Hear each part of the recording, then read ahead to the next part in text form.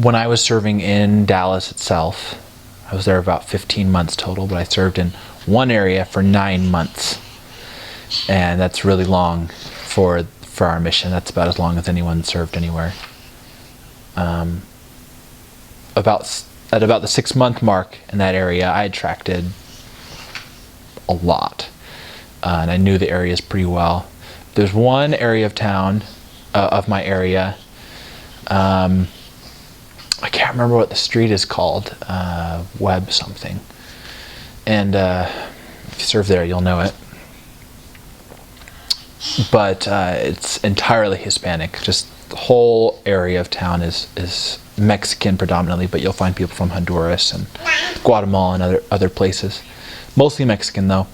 And we spent several hours tracting. My companion and I, Elder Colton and myself, spent about 2 hours tracting in an area, and we were like, well, let's do one more apartment complex. To tell you the truth, it was pretty ineffective. It was in the early afternoon, and most people are working.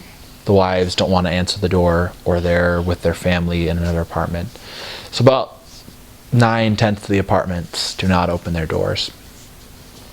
So we moved pretty quick through these apartments just to see who was home. Did a lot of contacting in the courtyards and stuff. But we decided to do one more apartment complex, and the first door we knocked in this apartment complex, a family opened the door. His name was Raul and his wife Maria, and they had 2 little kids who were 1 and 3 years old, I think, at the time. And they welcomed us right in. Had us come in. They recognized that we were there to share a message immediately. They'd never met Mormon missionaries before, but they just kind of intuitively knew that's what we were there for. We came in and shared a message about families, and told them that we would love to come back and teach them more.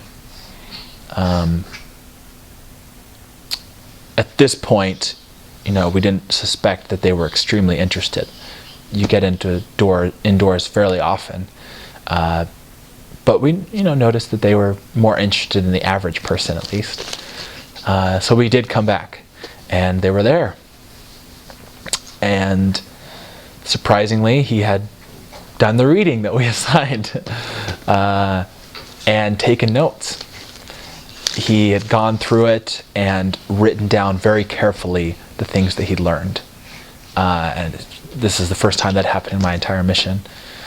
We ended up coming back for 3 months, and the family was baptized about, just before I left. So about my 9-month mark in that area, they were there for about 3 months. They had a lot of struggles to overcome. They had to get married, which is a really common problem for immigrants who are poor and just don't have the money and time and resources, and are worried to make that kind of commitment because their lives are so fragile, and they're uprooted. He had to give up smoking and drinking. He wasn't terrible at those things, but they had changes to make. But I always think what would happen if we had just given up on tracting that day and not come back to that area. So tracting, while not the most effective, is definitely one method through which the Lord works to find people. I found half of my families on my mission through tracting. Half of the people I baptized, we found tracting.